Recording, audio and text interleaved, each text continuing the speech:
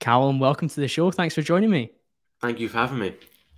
And I'm really looking forward to getting into this one. And I opened up my podcast with our mutual friend, Sue Allen, by saying that he's the youngest guest I've had on the podcast, but you've just gone and outdone him. I've beaten him. It's a funny one because I think there's so many young guys nowadays that are doing really special things. And I think the internet has many pros, many cons. But one of the massive pros is that it's enabled people like yourself to do things at an age where previously it would have been like even more of an outlier. 100%. 100%. I think age is also more of a benefit now, because people see those young people because it's almost like a young person is kind of in the same boat as social media. It's linked. So I feel like young people have more value as 10, 20 years ago. It's like a young person's just like some naive child. So I think age carries weight as well now, being younger I think you can use it to your benefit. I certainly think so. And I think if we're looking at like your expertise in particular areas, by being young and almost reared on some of the technology that you've developed an expertise in, gives you a massive advantage, because one of the big drivers for earning power in the corporate world is years of experience in a particular industry. But it's actually impossible for people to have more experience than the people who started using the technology first. Yeah. Because just by virtue of being older, it doesn't matter, because the technology's only maybe been around, if we're talking about TikTok or some of the different businesses you run, they're young industries. And for you young guys who like dipped your toe into business for the first time in those spaces, I find it remarkable that you can achieve such feats at such a young age.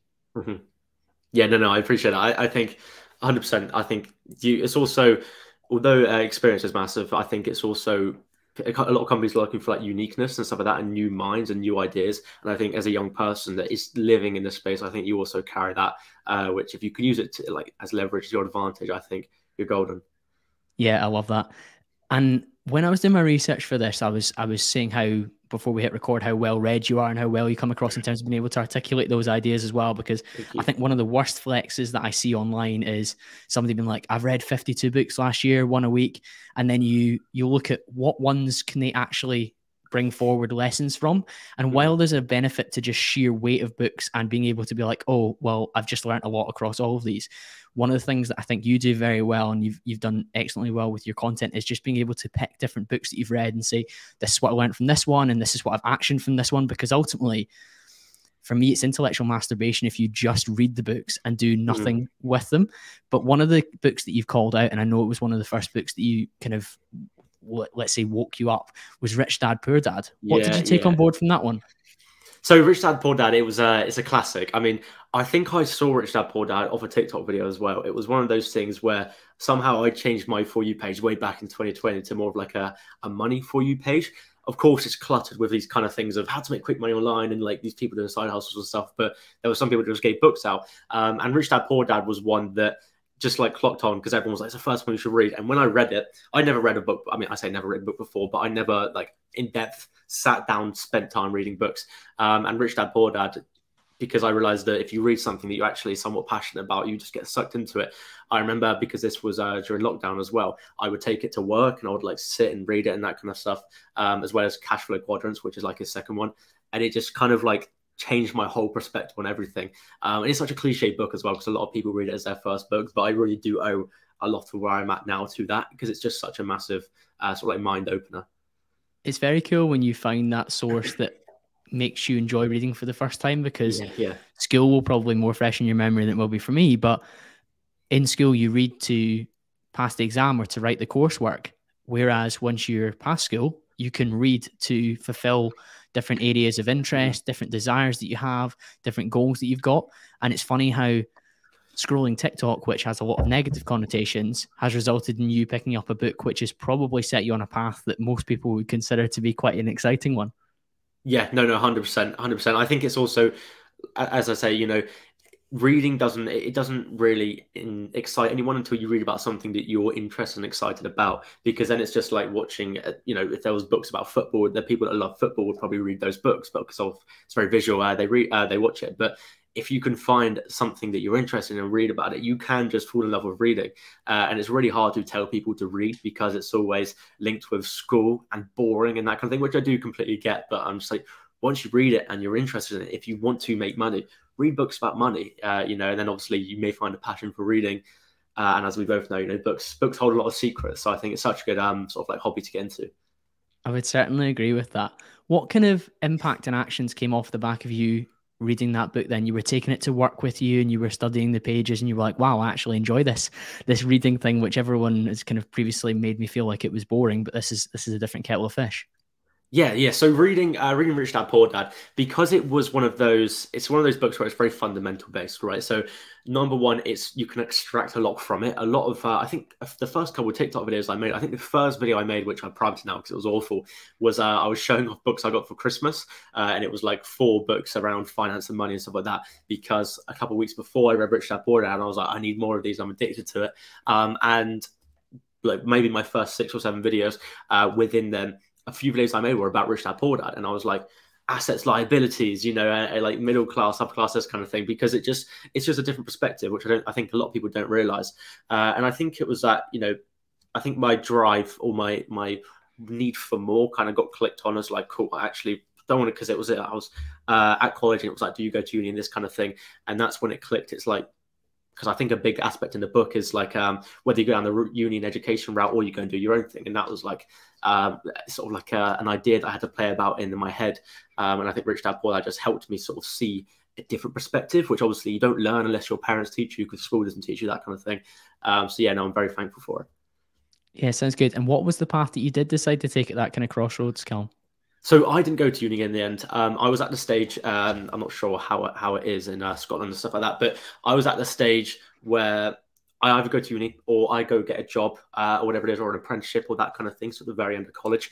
And I remember everyone was talking about uni. It's like the topic of like the couple months whilst everyone is discussing it and sort of seeing, you're talking to your mates, where are you going, what's happening, this kind of thing. And I was kind of like stuck in the mud a bit. Like, I don't want to go to uni, but also I don't really want to get a job because reading Rich Dad Poor Dad is like paid for your time and this kind of thing. So I was like being almost bombarded with information and now having to choose my own route. So at the time I had a part-time job just whilst I was at college, because it's the kind of thing you do when you're 16 years old. And I think it just helped me have the idea of, how much your time is valued and that kind of thing. Because I was going to get a job in property, like try and climb a ladder. So going very low down the bottom as like an apprentice kind of thing. And then they gave me an offering. I think it was like $1,000 a month for like 40 hours a week. I was like so close to accepting it. But then, the idea of like, that means I'm valued at like £4 an hour or something hit me. And then I just started trying to look into my skills and my expertise, because I started posting on TikTok at that time. So I think with Rich Dad Poor Dad, is like, how's it affected me? It's just planted seeds in my head. I think it was nothing that I like read it and I was like, oh my God, I'm going to follow this path in life. It was more like, these are loads of different seeds that just thrown at me, and things that whenever I now come to a decision, or when I came to a decision, I would think, not what would Rich Dad Poor Dad say, but it's like, what have I learned from there? How's that, what direction can I take, and that kind of thing. So yeah, I think it just throws a bunch at you, and then whatever you consume sticks. That's what you take on. So because it's a very fundamental book, I think it's very good, because it's like, yeah, these little seeds are planted in my head, so it helps me sort of make decisions. So rejecting that property job where you'd be going in at the entry level, like you say, very low money, lots of expertise to be gained and learnt during that time. What did you choose to do instead? That you mentioned you were posting on TikTok by that point already, so you were clearly somebody that was willing to expose himself to something different. Yeah. So I did want to take the property job, and I did understand the experience and stuff. And it's not just the money, but you climb the ladder and that kind of thing. But it was just that thing that killed me, because obviously time is very valuable. And I knew that if I worked at the property job, I would be 18, 19, 20, still holding on to the idea of I'll do something differently shortly. But, I think you just got to make the most of it. So I didn't do that instead. And I started doing social media marketing. So I literally went to restaurants in my area and basically offered this idea of like, I will post on Instagram and Facebook for you, which now is like an awful offering because I didn't really care for it. But that was a thing I did because I'd already been posting on TikTok probably for about 2 months, and I was doing affiliate marketing on TikTok. So that's why I started TikTok. I read Rich Dad Poor Dad. I got into like the affiliate marketing space where people would just post videos like upper teenagers. And I was like, I can do that too. Of course, you go through this stage in school where people are like, taking a mick out of you and stuff like that. But it's you sort of overcome that. And I was like, okay, cool. I need to do something. My parents were very good about it as well. There was never any pressure to like go get a job. It was more just like, they would help me out with bits and bobs. So social media management is what I did. Local restaurants in the area and stuff like that. I went through that whole journey, terrifying, like putting like a nice little suit and tie on, going to them, trying to do cold calls. like shaking whilst I'm calling them and stuff like that. So I went through like all the different trials and tribulations and that kind of thing to start off. Yeah. You mentioned affiliate marketing. Was that where you made your first money? I think I've seen you say that was where you made your first £1,000, and it was kind of like that light bulb where, oh, you can make money online. Yeah. So affiliate marketing was crazy. Like I say, there was other teenagers posting about it, and I joined this course essentially that basically taught you how to start affiliate marketing, and then would say you can do it for us. So it was kind of like the Andrew Tate thing of what he did with Hustlers University, and I started doing affiliate marketing for them, and there was like a community of other teenagers doing it, and I remember my first, because it was like a $7 course and you get like 20%. So I think you'd get like $2.80 or something per thing. So it was awful. But I remember the first like payment I got across. I have like a picture of it on my Snapchat memories, and then I just kind of scaled from there. It didn't do too well, but I did in the course. Essentially, they try and upsell you, and they'd be like, "Cool, at the end of the course, you can either do affiliate marketing for us or pay $2,000, and then you'll learn this." And if someone that goes through your link to the course then goes free upsell, you get cut of that as well. So it was like one of those big high ticket things. I remember I got the payment in a photography class, and my friend was recording me, and I was like shaking because I mean £1,000 it's huge, especially at 18 when I'm juggling the idea of uni, going to get a job and that kind of thing. So with getting that payment, it didn't like make me think affiliate marketing is the thing I'm going to pursue. It was more like I can make money online, you can do this, and there's other options. It's really interesting because, like you say, you mentioned Andrew Tate's Hustle University, where people are benefiting from being part of the club, so to speak, and then getting other people to join with them. And there's definitely a benefit. And like, I definitely think like sincere recommendations make me make choices. Like one of the main ways that this podcast has grown to where it is now is somebody listening to this right now is like, I'm really enjoying this conversation with Colin and Callum. I'm going to share the link with a friend. Now they're not incentivized by that in terms of me paying them, but sincere recommendations and getting people involved in different things is a vital way to kind of like grow a community. Mm-hmm. And when you've been able to prove that business model in terms of, let's say you built your audience on TikTok, I know it's massive now, but at that time it was like, let's say 10,000 people or whatever. You've got potentially 10,000 people that might want to do the affiliate marketing work that you're doing, or they go through that process and then they decide, like you say, to take that higher tier course, so you get a bigger kickback off the back of it. So it's an interesting model, and I hosted it. It would have been almost a couple of years ago now. A guy called Aaron Will on Twitter, his full name's Aaron Williamson, I think, a Welsh guy, and he affiliated for a guy called Dan Cole. I'm sure you've seen his stuff online before. He's like a big productivity guy. He affiliated for his course, and that became like his main revenue stream, like 10 grand a month. And he loved Dan Cole's course and started affiliating other people for it. So there are people who make a tremendous living from it. I do think there's an element of it being hard to have enough mouths to feed at that point. Like if you're very, very popular, you can do it. But I don't think there's many people that can turn it into like the thing for like, in terms of like in the volume that maybe some of the stuff that we're going to end up talking about that you do now. Yeah, no, I completely agree. I mean, with the affiliate marketing stuff, the only reason I posted on TikTok was because of this whole idea of you need an audience, you need traffic. So I never actually had an intention of, I'll grow a massive following in the future. It was more just like, if I can make a video saying I made money from doing this, and then someone else tries to make money too, I can make money off it. So that was like the whole idea around it. But affiliate marketing is fantastic. I would still recommend it to people if they want to get started, because not only does it kind of break the barrier of you posting on social media, which then opens up a whole new avenue, but also if you make a bit of money online, there's no cost as well and stuff like that, which is all good. So yeah, affiliate marketing was a fantastic kind of like get in the door. That's a huge point. Like, everyone looks back on the first thing that they do, and you'll have learned so much from that you probably take forward now. Like some of the things that you posted in terms of how you grew your audience, the way that you position different videos. I'm sure like you look at some of those early videos, like you say, and you put some of them on private because you're like, oh God, I don't want that being seen by the world. But by you doing those reps, then that's why you're able to do the reps in a better way now. In the same way, the first time you tried to put a barbell on your back and squat, you're probably shaking like a shitting dog. Whereas if you do it for years and years and years and it compounds, you go in and you warm up the 20s on either side. You then put the other 20s on, you're doing reps. It's like many of us forget the early part of the process and like neglect it. And I think far too many people don't start. And I guess if you were a good example, Callum, you would probably say to people, yeah, affiliate marketing, if you're looking to make money online for the first time, is a good entry point. It's maybe not where you finish up, but let's start the process.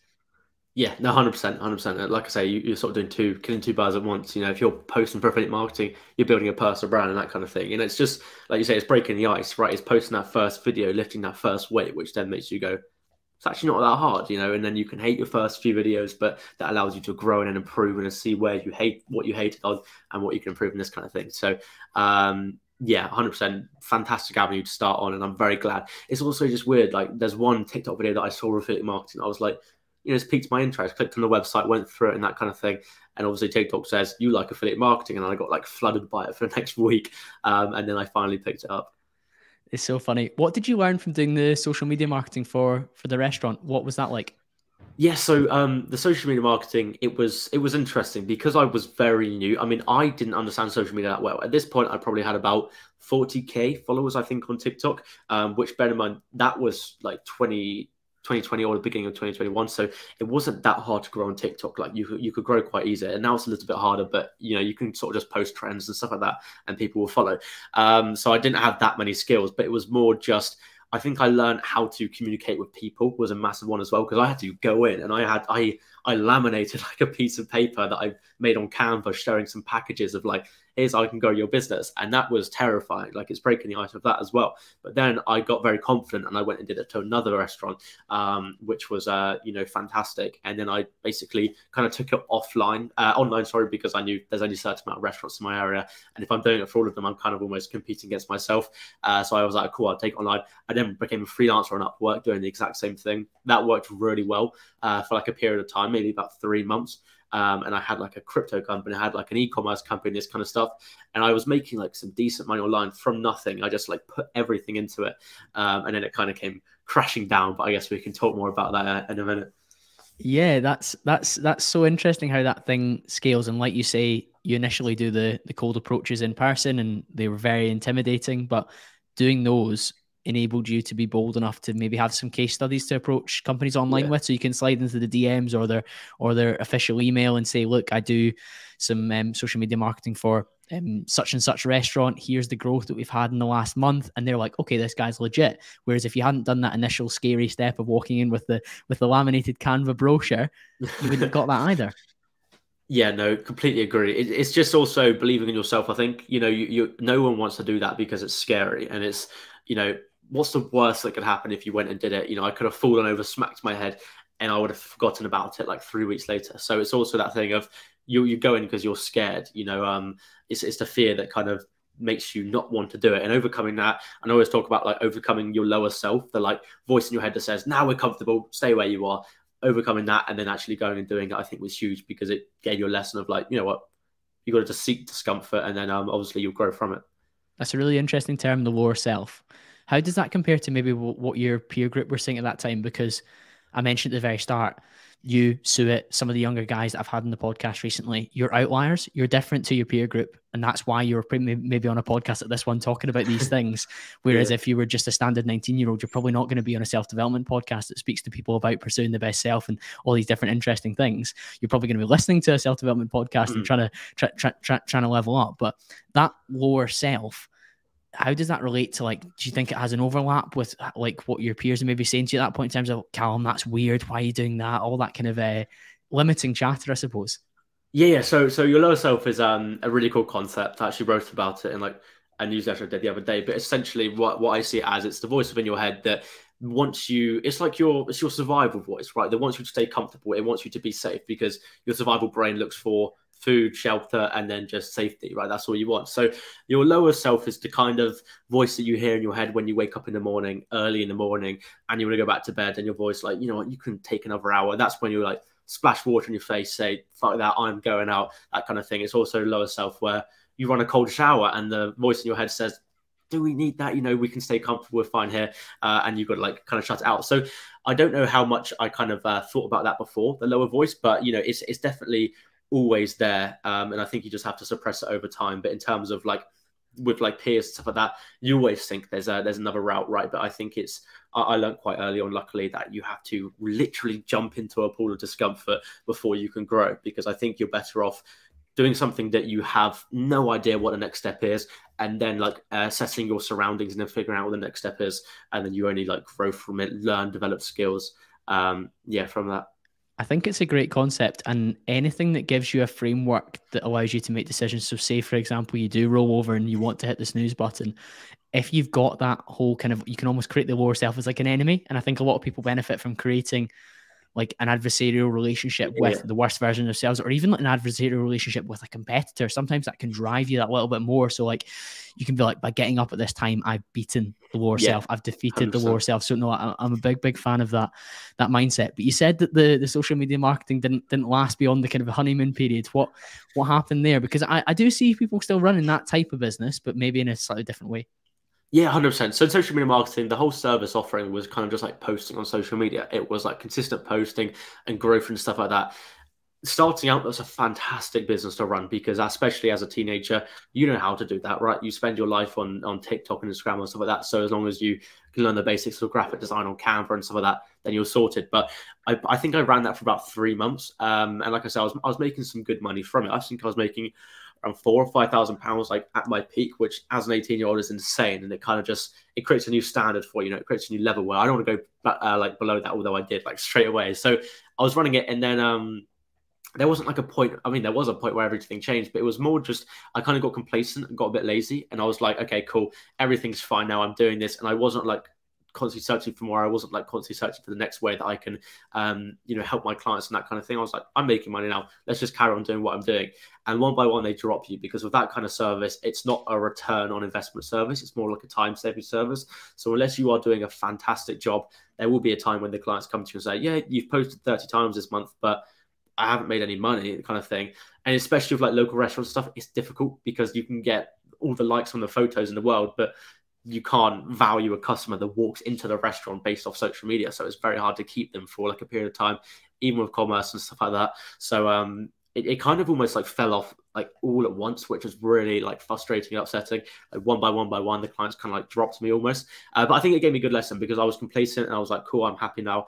And I definitely could have scaled it more and more and like built out a team around it. But I think it was almost like not my time. Like I wasn't that skillful yet. So even if I built a team, I don't think I would have been able to execute. So I'm kind of glad that it took that time and I am where I am now, or I failed when I failed, because it allowed me to kind of like reevaluate and then build the agency that I run now. So it's kind of like everything happens for a reason, but I'm glad it did happen. It takes these jolts or bumps in the journey sometimes to redirect you. And you said Yeah. it's enabled you to run the agency that you run now. For the listeners, what is that and how is it structured? So yeah, I run an influencer marketing agency. So it's a funny story of how I kind of started that. So when my social media management failed and stuff like that, I was being an influencer. I get a brand every now and then, and one of the brands that I was talking to, the founder, is like a startup. So the founder was like very in touch with you and very like wanting to absorb your social media knowledge. And I had a chat with him, and I kind of used him as a mentor for a short period of time, like business advice, and he would just like use me for social media and ask him the question, like what can I provide to you that you would need as a company? Because being in the space that he was, it was a company that I wanted to work with. And then he sort of explained that I like you as an influencer, but I want a whole bunch of you like at my disposal where I can click my fingers and you'll post a video, that kind of thing. And I was like, what if I could build an agency that kind of it captivates that idea and that model? And then that's what I built with a phrase I coined called social media influencer pooling, which is essentially building up a pool of influencers, going to companies and saying, here's an advertisement tool, use this kind of thing. And that worked really well. Yeah. Yeah, that term pooling is new, isn't it? Like I saw that on your bio and I was reading through your website and I was like, oh, I've definitely never heard of that before because I've mentioned it a couple of times now and I know you spent some time in Portugal with him when you guys were working remotely, which is another cool thing that we'll probably talk about during this episode. But that's a difference to the traditional model where brand A comes to you and you assign them to influencer A or B or C depending, but you've actually got a pool where you're like, oh, let's work together as a group almost. Exactly. So it's sort of in between a talent management agency and an influencer marketing agency. So obviously an influencer marketing agency would say we're an influencer marketing agency and a talent management agency because it's kind of like two different avenues. Whereas influencer pooling, you haven't signed exclusive talent as influencers, but you're also not just an agency that works with a brand and goes, cool, let's find some influencers. It's sort of like you already have a bunch of influencers in the industry that you think would be good. And then when a company comes to you, it's now your chance to pick out the perfect ones that suit them the best. So it's kind of in between almost. But yeah, it's more just like a unique model that's like quick to execute. Brands love it because it's like, here's a massive group of influencers. let me know your data and stuff like that, and we can pick the perfect ones. But yeah, it's kind of, I guess, like coining it, pooling was just like an idea to make it sound different, and it's just a different way to do it. And this is the main thing now for you, Callum? Is this the main focus? So yes, I mean that, and another thing called the Kaizen, which is the newsletter business that I'm building, is the main focus at the moment. It's sort of like Kaizen's on top a little bit at the moment, just because it's my passion project plus the business that I want to grow into one of those, like, it will be $100 million pound business one day. So now it's just kind of like putting time into it. Well, I'm excited to talk about that one, but how passionate are you about the social media influencer pooling? Like it's a great business idea. It's working well. You've clearly got expertise. You speak really well about it. You've mentioned the Kaizen is like the passion project. How much is the social media stuff like a ticking along in the background? How much do you still get like fired up to push it forward? Because you've warned against complacency already during this conversation, which I think is important. Yeah. So with the influencer pooling, I mean, it was never really a passion for me. It was more like, cool, everyone has the idea, but I need to make money online. So it was more coming up with a unique method and style and value that companies want to make money. So it was never something that made me want to wake up every morning, because I mean, you either work on it because you love it and you love what it represents in this kind of thing, or you work on it because it makes you money. And it's more on the money side. Whereas the Kaizen at the moment is much more because I love it and I think it can help people. Whereas the agency, it was always going to be a short-term play, just because, number one, I couldn't run it forever. And number two, it gets to a point where, you make money from it, but then it becomes like, what's my passion? What's my purpose? And running an agency is not my purpose at all. It's more just like, cool, I'm at the stage of my life where I'm at. I need to make money, and the agency is a fantastic method to do so. So, yeah, it is definitely, I mean, it's still going. It's one of the main businesses I run, but it is just not what I want to do. I mean, it's still running fantastically, and I'm still scaling it, but it's more like, if I could stop everything now, I would just focus on the Kaizen. Exactly that. So it's not the forever thing. I think it takes a really good level of self-awareness to know that, but also to appreciate that it needs to keep ticking in the background, because it will allow you the financial freedom and the financial leverage to build things like the Kaizen. If the Kaizen doesn't kick off immediately to the financial levels that you're aiming for, at least you've got this, I don't want to say safety net, but you've got this ticking along, and it's supporting you to live the lifestyle 100%. That you've got to move to Manchester, which at the age of 19 is a big step. And we were talking before this about, well, I'm literally just back from work in Manchester. It's cool that you up sticks at the age of 19 and decided to move north from your hometown. No, that was a huge decision that I made. As I said, it's about 5 months ago now, and it still feels quite surreal. It's like, it takes a long time, I think, to really settle in from living with your parents, for 18 years, and then being in charge of yourself. It's a big switch, but no, I'm loving it so far. Yeah, that's great. One of the things that I find funny is that you've not gone down the university route, which is when a lot of people move out for the first time and they explore that. Actually, unusually not the case in Scotland. About 40% of students in Scotland actually live at home for university, and that was actually myself. Because I got into Glasgow Uni, I was able to get in and keep costs low because I was commuting in and out rather than living in halls for 5-6 grand, however much a year, which is obviously a cost that adds up across your degree. But you choosing to move out when you're actually earning this online money and these online businesses which allow you location freedom, which is really cool. That is you definitely embracing a level of discomfort that you didn't necessarily have to out of necessity. No, I completely agree. I mean, there was obviously part of the reason for moving out was because I say it's about time to move out. I don't think there's a right time, but it's more like it was more of like a why not reason. Like, I was trying to come up with reasons to why do I not move out? And then me and my girlfriend was sort of like, might as well kind of do it thing. But I think it's also because it put me in like the deep water again, right? Because now I have to kind of not build everything up because I have an apartment, everything's here, but it's more like taking care of yourself. Now there's also responsibility on your shoulders where obviously I don't work because I'm scared I have to pay the bills, but it's more like it gives you an extra reason to, and that kind of thing. And it's like, now I am in charge of my own life. I can't become complacent. I can't chill. I can't not relax, but I can't sort of like take my foot off the gas because, then I could go back to ground zero. So it gives me a reason to keep pushing forward. And of course, with the discomfort, it's now I'm meeting new people in Manchester I've never met before. I'm putting myself out there more and that kind of thing. And it's also like a mindset switch. Now I want to be more out there and meeting people and kind of just doing stuff, saying yes more and that kind of thing. I think in terms of cities that you've chosen, Manchester's definitely the second city of the UK and like a coming force as well. It's a bit of a northern powerhouse, is one of the terms that's Yeah, used. And I think you can see that with the kind of people that are congregating there. When I spend time there, it feels young, it feels vibrant, it feels aspirational. It feels like while I'm working there in the corporate space, it also feels entrepreneurial. And you getting to have that level of network that's not London, but is a city that has a similar vibe to it must be helpful for you, I suppose. 100%, 100%. I mean, it's not that you walk out in the street and there's entrepreneurs there, but it's more that you know that other people live here, right? And it's just like you said, it's a very vibrant city, and a lot of the people I've met have literally been through LinkedIn messages. They're being like, "By the way, I live in Manchester. I run an agency. Let's meet here," and that kind of thing. And it's like now you're living this lifestyle. Would I move to Manchester and like not go out and meet anyone? No, because it doesn't really make sense. It doesn't add up. So it's kind of like now I've put a whole new switch on my life as I'm moving out, but I'm also just trying to do everything, meet people and experience new things and that kind of thing. Yeah, very, very cool to see you taking that step forward and pushing forward.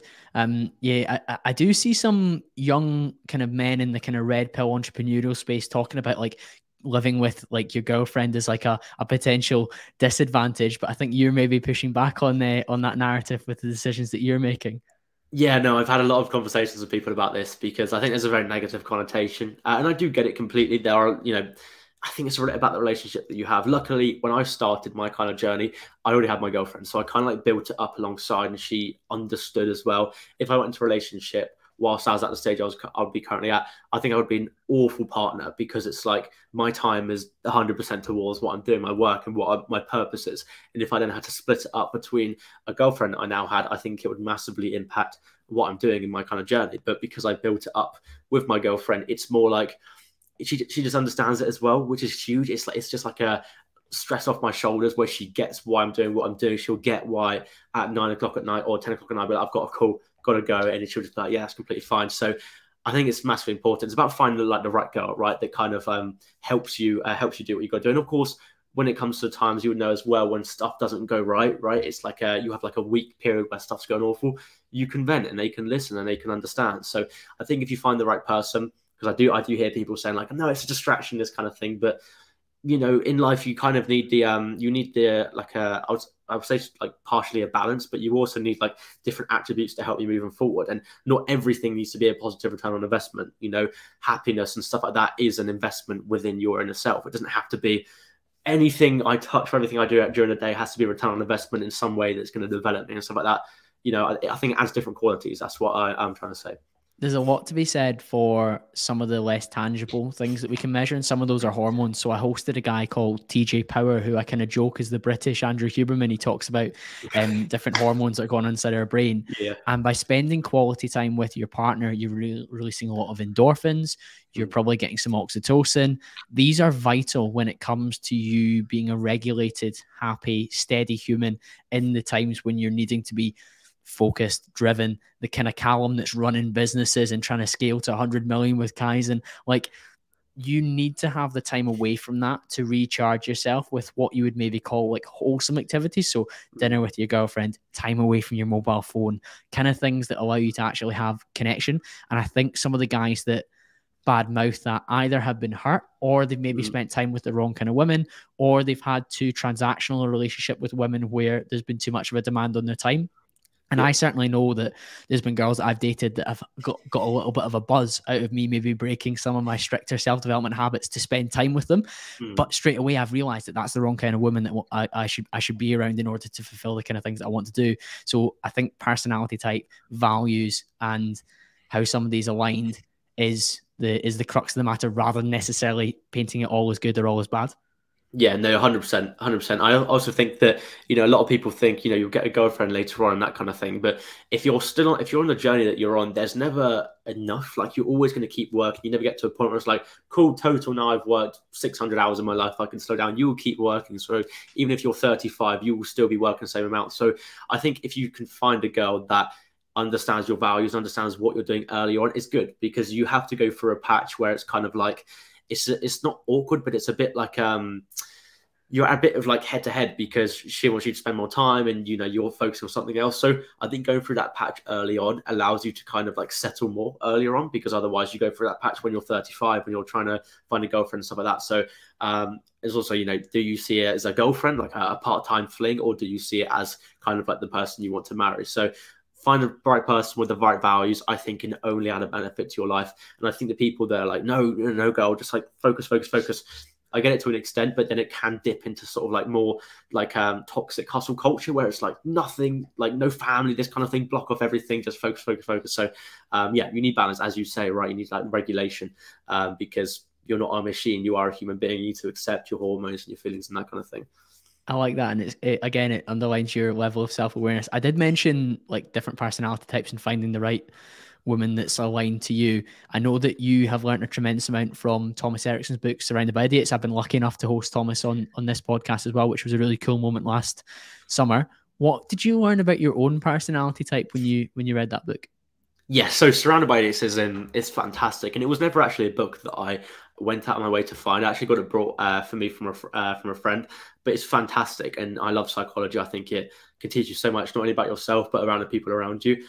And about my own personality, I think what I came to realize that I didn't think I was is that I'm too almost beat myself up over the mistakes that I make that only affect me, kind of thing. And I think it's something you need to realize where you are sort of within your own head. I think people overthink it too much, and I can't even remember. I think I considered myself like a red/blue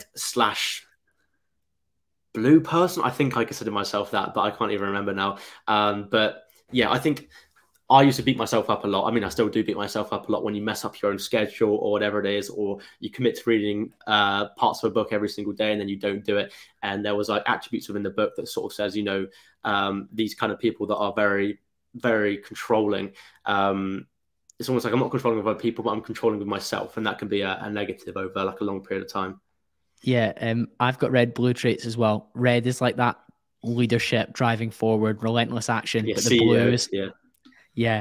And then the blue alongside that is like data, analytically led, structure, time blocking, time management, which I know is a big part of your personality as well. I do think it's a bit of a deadly combination, and I definitely think it's helped me both in my corporate career, but also to scale the podcast alongside it while having a good physical physique as well. But like you say, there are downsides to every personality type, and sometimes that can be challenging self-talk, that can be being overly hard on yourself, it can be overworking to the point of potentially burning out, all these different things that you have to counterbalance. But I think throughout this conversation, your self-awareness has stood out quite highly. And if you don't understand or try to understand your own programming, your own dispositions, then you do put yourself on a path to ruin. Whereas if you've done some of the self-work to read books like that, to have better understanding of your psychology and your makeup, then you give yourself a much better chance of not burning out. You give yourself a chance of finding a partner that aligns with you and supports you, rather than maybe necessarily just plowing down the path of like relentless business growth. Yeah, no, 100% agree. 100%. I never looked into sort of like, I mean, I also, of course, looked into what my girlfriend's colors were, but I never tried to like align it to make it make sense. Because I think everyone shares attributes of all the colors. It's just what you kind of like, what do you lean more on? But I think understanding psychology and people is such a life hack, I think, because even when reading that book, right, every friend that I would go and see or meet or know, I would like analyze what their colors were, right? And of course, he has a few other books, and of course, it teaches you, how to kind of how to communicate with them in ways that they're going to respond positively and stuff like that. And then reading that and things like How to Influence and Influence People and like psychology and all the books that you can around people with laws of human nature is so beneficial. And I think it's something that a lot of people miss out on. I mean, the world is run by people. You communicate and deal with people. Everything is controlled by a person. So not understanding people and how they work, I think you'll just kind of leave them room for failure. Yeah, you're definitely leaving like value on the table or opportunities. And I'll adjust how I speak to clients over email or over the phone based on what personality type I think they've got. So like I was doing a proposal just before this call, and the person that I'm dealing with is extremely blue, but quite green as well. So it's quite a lengthy, long email, lots of detail, lots of caveats to each of the points that I've made. And then, of course, offering a follow-up meeting for them to go through it line by line with me. And then every meeting I have with them, best believe there's meeting minutes and there's an agenda set in advance.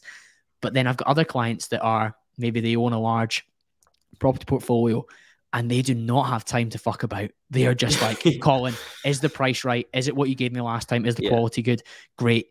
And they'll just want to fight me for like an extra $5,000 saving, but they don't care if I've sent like bullet points about when the installation date is going to be and everything like that. For those that don't know and that are listening, I work in the furniture industry and we supply into lots of different properties. And some people care down to the minutiae of like what type of material you're using for the legs on the sofa. But some people literally don't give a fuck and they just want to get to the point, and you need to change your style accordingly, or they'll go and deal with somebody that will speak their language and will deal with them in a way that they want to be dealt with. 100%. I think you can just understanding it, you can deal with different people differently. I spoke about Surrounded by Idiots in a YouTube video, and I gave the example of, if you understood people to the T, even surrounded by idiots, it's the kind of thing where you could go into a job interview. You could assess the person for like 20 seconds. Are they a red person? Do they care about, are they a yellow person that cares about your feelings, your emotions, and this kind of thing? Or do they just want to know what skills can you provide? When can you start kind of thing? Or do they want to know about your family? And you can kind of like assess it that way. And I think it's just, it's something you're missing out on if you don't, because you either go in and, you shake their hand. Do they sit very openly? Are they like the big boss CEO? Or do they like, tell me about how you got here? How was the journey kind of thing? And it's just, almost like you're very slightly not manipulating them, but saying what they want to hear, right? In response to getting the answer that you want and the result that you want. So it's just something to take advantage of, I think. And all the psychology books talk about it in some shape or form, like The Art of Persuasion or any kind of manipulation books, using obviously to a positive light and to your advantage. It's a fantastic thing to do. Yeah, and again, I sound like I'm complimenting you an awful lot, but very impressed that you've taken this on board at such a young age and are implementing it pretty relentlessly, and equally able to share the lessons off the back of it too. Because like I say, it's very easy to just binge all these books, and like Thomas Erickson's got so many. He's got Surrounded by Psychopaths, Surrounded by Idiots, and then he's got like the whole kind of Surrounded by series. You could read all 5 of them and not implement a single lesson from it, or you could read Surrounded by Idiots once, or even like 3 chapters of it, and be like, wow, I know myself and I know others around me an awful lot better. But one of my favorite videos that you've done is your Robert Greene one on the 48 Laws of Power. Yeah. Talk to me about that book. What did you learn from it? Yeah, so Robert Greene, fantastic author, and the actual the 48 Laws of Power kind of series is something I made a TikTok video on ages ago. I sort of like gave the hook as like the book that's banned in prisons because it was like removed from the prison system, and everyone loved that. And then obviously because there's laws, people will just like stay because it's like a series, like second law, third law. And then he came out of the book 365 laws, I think, or something like that, where it's basically like a law a day.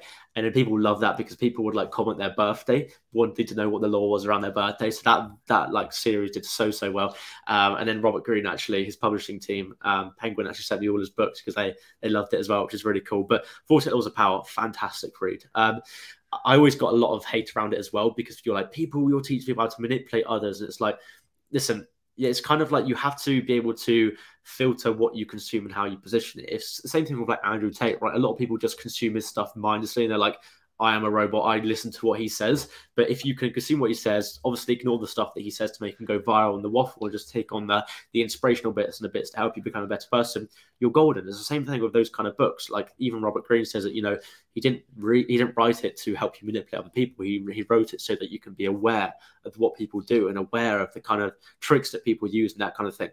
It's a fantastic book, and I think it applies a lot in life as well. Every now and then, I have it over there, and I'll like skip through it or something, and it'll be like, damn, this like law really actually is like implemented in life, and you can see it around you and that kind of thing.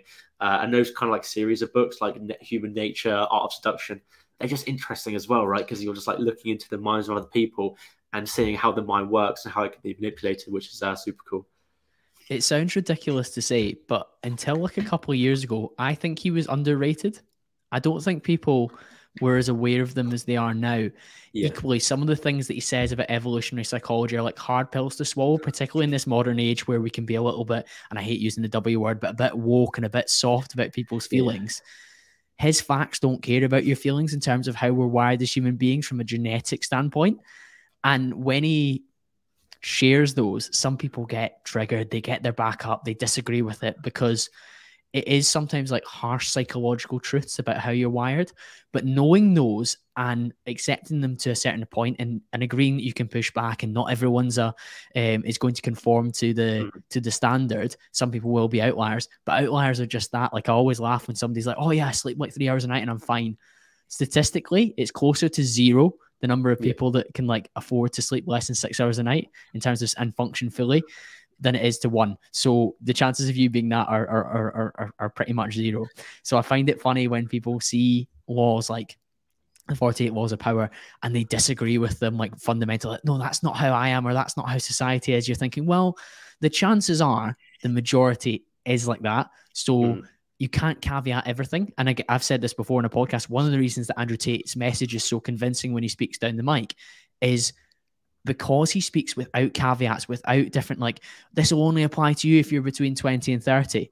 He just speaks his truth straight down the mic, and he sounds very convincing, and he brings you along with him. Robert Greene's laws should be viewed in the same way, where yes, there might be some outliers, yes, there might be some caveats, but just take it for what it is at face value. Yeah, no, 100% agree. I listened to his podcast with Stephen Bartlett. I can't remember what it was, but he said his books are being sold now more than they ever had before because of how popular they've become. And like you said, each law is like a slap in the face. Whether you take it the right way or the wrong way, it's completely up to you. And how you kind of react to what you consume is up to you. But it's truth, and that's the reason he gives lessons from like history, right? Time, but before any of us were alive. So I think it's. Yeah, no, it's incredible, and I think it's you're just sort of like missing out if you're not reading them, because, like you said, Andrew Tate, it's like a slap in the face with what he says, but it's up to you and how you want to take it. You overtake it, and you're sort of like upset by it, and you're offended. It's kind of like, you look at it like Ricky Gervais, right? It's like you could be sad if you want, but what is said is said, and truth is truth. Yeah, well said, Callum. Was there any that you read that particularly pushed you to do something different or make any changes in your own life? With the 48 laws of power? Not any that I can think of. No, I can't think of any that I kind of like sat down and thought, I'm going to change this way. There are some bits and bobs I think that I've used in life every now and then. Like there's a law that just God, I can't remember what it is. I think it's like absence increases respect or something like that, where it's like, when you're not around, when you're not doing this, it can increase your respect. And I used that on TikTok a little while ago, where it's like, if you actually spread out your videos, you don't post so consistently, your words are valued more and that kind of thing. So sure, there's a few different bits and bobs, but there's nothing that I've feel like changed my life around. It's more like different ones that I've just taken on board. Yeah, sounds good to me. And one of the things I was really keen to ask you is that you've chosen to build a number of different businesses rather than just scaling on one. You've mentioned how important Kaizen is to you in the longer term. But some of the traditional business advice is to go really narrow, really deep on one project. Why have you chosen to go slightly more wide and broad? Yeah, I didn't mean to at all. And I'm completely familiar with that advice as well. And when I was sort of at the peak of juggling the 4 businesses, and the good thing is that a lot of them kind of feed into each other. Like my personal brand, I consider it a business, because the idea of recording and posting on YouTube and TikTok is recording, scripting, editing, analyzing, taking information, some of that. I consider it a business because I like block it out and parts of my day and stuff like that. But I didn't mean to. It was more like I started my personal brand and then developed the agency, and then thought, what, other people, I made some videos about it and people loved it. So I was like, I'll make some coaching about the agency. And then I was like, I want to help people, because of course, helping people make money is a whole different kettle of fish, but I wanted to help people and create something that stuck around. And it wasn't just like, here's a course where someone's selling something for money. And that's when I developed the Kaizen. So I completely agree, but I think I'm balancing it a bit better than I was.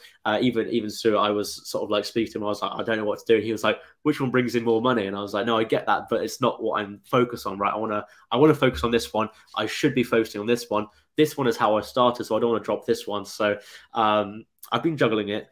Some of them I have sort of like toned down a bit, and others I'm increasing. So I think I'm finding much more of a balance. I journal as well, and I look back through my entries every now and then. And one of the entries, I was like, I'm juggling too much. Focus on what I like. Pick one and focus on it. Focus on it. But I think no, I think I've like kind of calculated my time quite well now, and I'm like almost like feeding each baby the right amount of food to allow it to grow. But of course, there's always a caveat of like, well, if I just dropped everything and focused on one, wouldn't I scale much quicker? But it's also about, if I dropped my personal brand and the agency and that sort of stuff and focused on Kaizen, I wouldn't have as much fulfillment because I love creating videos. I love helping people, right? I love my Discord and stuff like that, and seeing people put wins in the chat and stuff like that. So I think everything's quite well balanced as it is at the moment. I think that's a really good level of self-awareness, and it doesn't surprise me at all that you journal and write down your thoughts. I think that's a common theme of many of the high performers that I've had on the podcast who have chosen to take time to write out where they're at, to review things and through the written word. What do you think have been the biggest upsides to you journaling, Callum?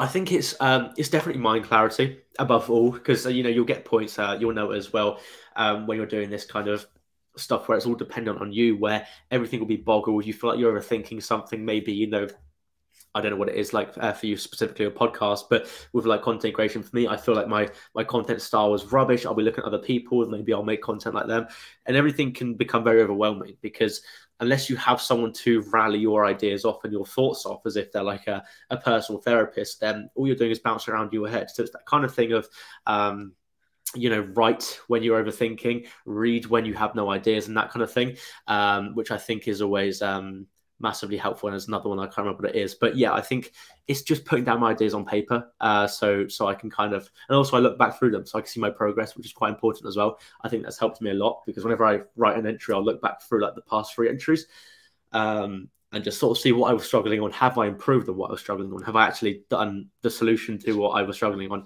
And then if not, I can just focus on that and put my energy towards that. What does the structure look like? Is it quite regimented? It was very, very good. I did used to do it every single day, but then it came to the point where I didn't have enough to write about during the days because it was almost like with this business stuff, it's not like you face, I mean, you do face new challenge every day, but a lot of it is just consistency, right? It's just like, oh, I'm editing again, I'm recording again, I'm coming up with ideas again. So it's not like there wasn't a problem every single day. So then I put it to every 3 days. But it's very hard to be consistent with every 3 days unless I have an alarm. So now I just sort of do it every couple of days when I'm overthinking, which I think is the best way to do it because also I can look back to when I was last overthinking, or not overthinking, but just had a lot in my head, see if I figured out what the problem was, and then write down again. So yeah, I do try and do it consistently. I think it's good because it's almost like you got a little personal therapist in a book. I keep looking over there because that's where it is. I'm trying to like almost read through the pages, but yeah, no, I think it's fantastic. I like to hear that. I primarily gratitude journal, and for somebody that's aligned the way that I am, and some of the things that you brought up in terms of maybe challenging aggressive self-talk about what you should expect of yourself, that's been a bit of a game changer for me. And it's just been over 3 years that I've been doing that, and my ability to articulate myself and how I feel now is very, very helpful as well. And we've kind of joked about some of the red pill movement, saying like, don't settle down with a girl, and like play all into your business. A lot of them would say like, don't talk about your feelings either. But I think, and I have so many discussions now about masculinity on the podcast. It's such a buzzword because I feel very strongly that toxic masculinity is completely incorrect, and people shouldn't be demonizing a characteristic that helps men. But I think as a masculine man, being able to be brave enough to articulate and describe your feelings is actually a strong trait rather than a weak trait. And through being able to write about how I feel on a day-to-day basis in the morning and in the night, and kind of bookending my day in that respect, that has enabled me to speak that into existence to the people I want to. I'm not screaming it online and shouting it for everyone to hear, but for those closest to me, like my family and my closest friends, they know kind of how I'm feeling, which I think has been quite important. So I'm a big advocate of journaling, particularly from a gratitude perspective. Yeah, no, 100% agree. I think it's, we're very logical creatures of men, right? 9 times out of 10, we want to find out what the problem is and figure out a solution, especially with like feelings and emotions and stuff. If you are just letting it bounce around inside your head, there is you can't figure out problem solution. It's just like everything is there. So writing it out allows you to then figure out problem solution, which allows you to like, solve whatever's going on in your head. But I think gratitude journaling is fantastic as well, because it is, I think gratitude, another thing I wrote about the Kaizen, but like self-gratitude and that kind of thing, I think it's like a little gateway to happiness as well, because everything moves very, very fast, and I think you get quite caught up, and to actually sit down and write, I am happy for this, I'm grateful I have this, I'm grateful I did that 2 weeks ago, that I've got me there now. I think it allows you to be quite happy and like content with yourself almost. Not content as in like, cool, I'm satisfied, but more like, what, because everything is always chased, right? Everyone wants more. I want more followers, more money, this kind of thing. But when you realize I've got this far and you write it down, it's like, cool, I'm happy with myself. And I think that's really beneficial as well. Yeah, absolutely. Speaking of things that you've written down, the bio on your YouTube, I've written it down. Just a young guy trying to improve himself, make a stupid amount of money, and teach you how to do the same. I certainly think you're achieving that. But I'm interested. What does a stupid amount of money mean to you, Callum? Yeah, no, that's a fantastic question. So, stupid amount, because it's annoying because I'm so aware of it. I'm so aware of the chase of money, the endless chase where there's never an end. But also, I'm doing the chase myself because it's like I'm aware of it that it's a problem because you will chase money into the grave. But also, that's what I'm focusing on at the moment. All I want is more and more and more. So I am still working on trying to figure out, cool, where would I be happy? I've gone through like the efforts of creating a dream life kind of budget thing where it's like I want to drive this car, live in this house, how much would I need? But then it gets to the point where it's you just constantly want more because it's kind of like mentoring society where more is better, everything is better. So I do chase more as well. Guilty as charged. I think a stupid amount of money, it's just money to the point where I don't know. I wish I knew. I wish I could say that is one thing I'm struggling with because I'm thinking, like 50K a month. Imagine that I wouldn't have to do a single thing. But then again, I think at the amount I'm at now, I would be happy to drop it all just so I can focus on what I'm passionate about and what my purpose is. So I'm understanding more and more that purpose is the goal, and as long as I'm chasing something that I want, like gives me a reason to wake up every single day, I'm happy. And money is just kind of like a product. As long as I can live happily and healthily, and I'm able to chuck it around where I want to, then I'm all good. As long as I'm chasing something and moving towards something. There's a lot to consider, and again, I think your self-awareness shines through there. And like I say, at 19, you've got a lot figured out that many 19-year-olds won't have, and you've put in a lot of the foundations that's going to allow you to be able to earn crazy amounts of money in the future should your path continue, or should you decide to pivot into just one area, or even completely scrap all four of these businesses and do something totally different if your mind so decided to in the future as well. And I'm extremely excited to see where it all goes, if I'm honest, because I think you're doing a lot of the groundwork and the foundations now for it to be something pretty special, Callum. I'm sure the listeners have enjoyed this conversation. I really have. Where would you like them to come towards to continue the conversation with you? Oh God, go to my Instagram. I think that's the place to go. It's Callum Carver. I think I can communicate with people the best there as per TikTok and stuff like that. So go there, and then you'll see more of me if you want to. That sounds good, Callum. That'll be linked in the show notes. Thank you so much for your time, Callum. I've really enjoyed that, and thank you to you, the listener. I'll be back to speak to you all again very, very soon.